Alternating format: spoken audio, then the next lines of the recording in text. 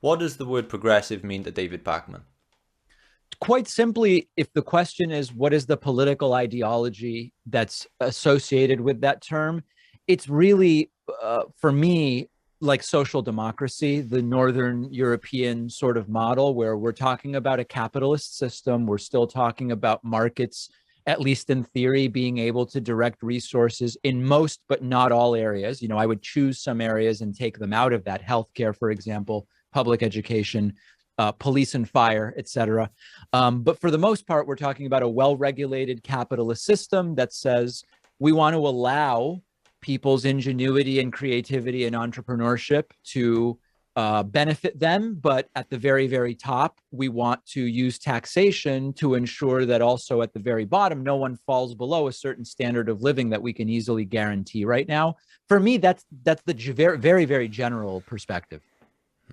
Yeah, and so I mentioned I've spoken to a number of political commentators. This isn't a political show, but I've just so happened to have those conversations. And I personally, when I don't do so much of these conversations anymore, but when I tried my best to try and speak to those across the spectrum. I didn't want to just go down one route. I wanted to try and take in as much perspective and information as I could.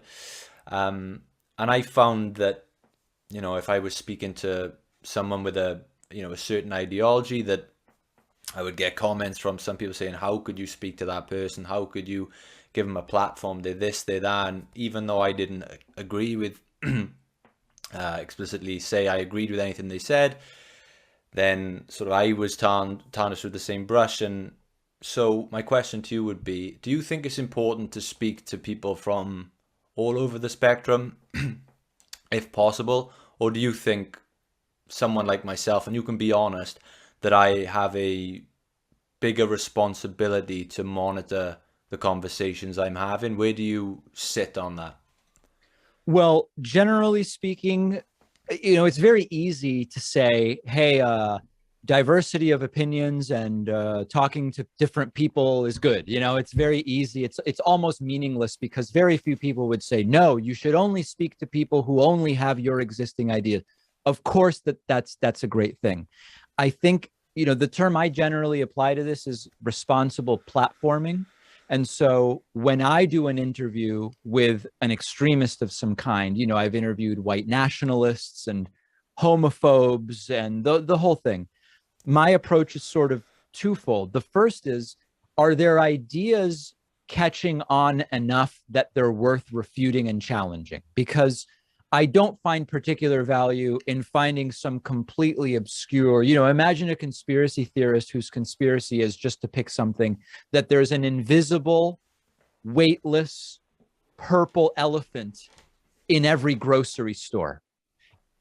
There's no point. That's not really interesting to me. That's not a movement that's building behind it. Fine. That I would ignore. But if there's a movement that is gaining some traction, I want to first say, well, should it be refuted or at least challenged? And the second part is, am I equipped to actually do it? Because what I don't want to do is provide sort of a free platform for propagandizing.